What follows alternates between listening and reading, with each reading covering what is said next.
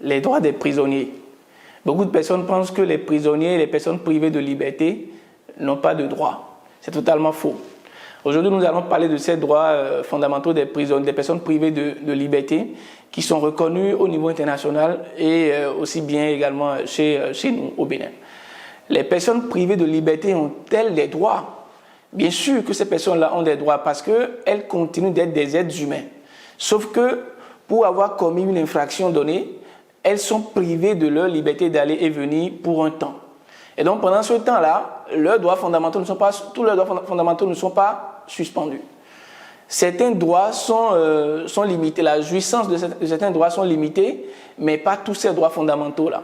Ici, nous sommes en présence de la limitation pour un temps donné du droit d'aller et venir. Donc la personne qui est condamnée à une peine de prison est privée de son droit d'aller et venir. Mais est-ce qu'il est pour autant privé de tous ces autres droits fondamentaux?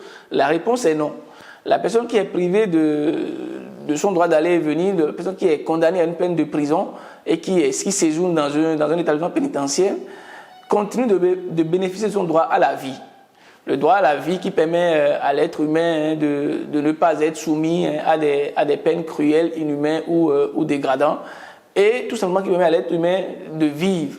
Le droit également à l'éducation. Il ne vous aura pas échappé que ces dernières années, nous avons eu des personnes qui sont en détention, mais qui ont quand même pu composer aux différents concours, le CEP, le BPC ou même le baccalauréat. Et même certains parmi eux ont pu décrocher ces diplômes-là. Et donc le droit à l'éducation n'est pas suspendu pendant le temps où la personne est en détention. Le droit à la santé également. Il ne vous aura pas échappé que celui qui est en prison et qui tombe malade doit pouvoir bénéficier des soins de santé et recouvrer une meilleure santé. Si son médecin traitant est à l'extérieur, il revient au pouvoir public de tout faire, de tout mettre en œuvre pour que son médecin traitant puisse venir le soigner ou bien qu'il aille se faire soigner à l'extérieur. Des personnes ont pu bénéficier d'évacuation sanitaire alors même qu'elles étaient en détention. Et donc le droit à la santé n'est pas limité, n'est pas suspendu durant le temps de la détention. Également le droit de visite. Les prisonniers, les personnes privées de leur liberté d'aller et venir ont toujours le droit de visite. C'est-à-dire les parents proches, les conseils, les amis peuvent toujours leur rendre visite. Il y a également ce qu'on appelle la visite conjugale aussi. Celui qui est en détention a le droit de recevoir sa femme, sa conjointe en prison et de discuter avec cette dernière.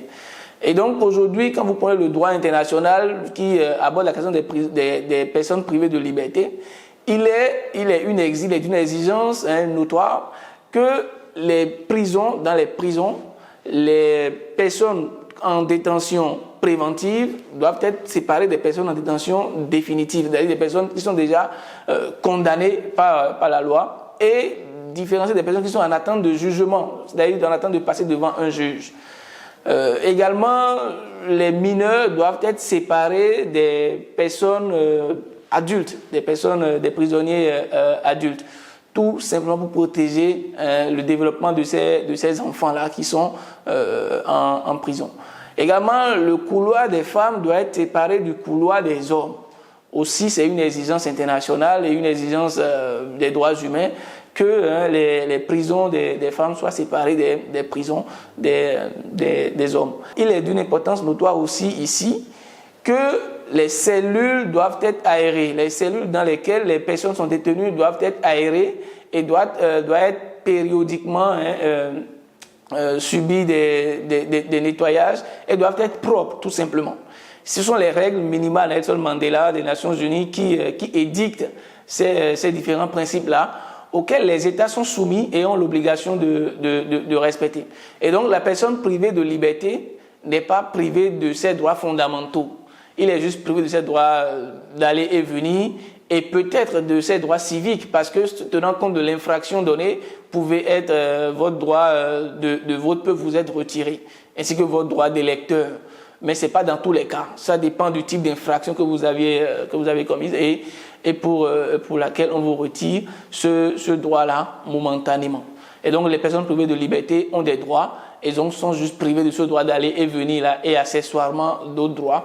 Mais les droits fondamentaux continuent d'être respectés pour ces personnes-là, notamment le droit à la santé, le droit à l'éducation, le droit au loisir aussi, le droit à l'entrepreneuriat également. Et donc voilà ce qu'on peut retenir globalement des droits des prisonniers.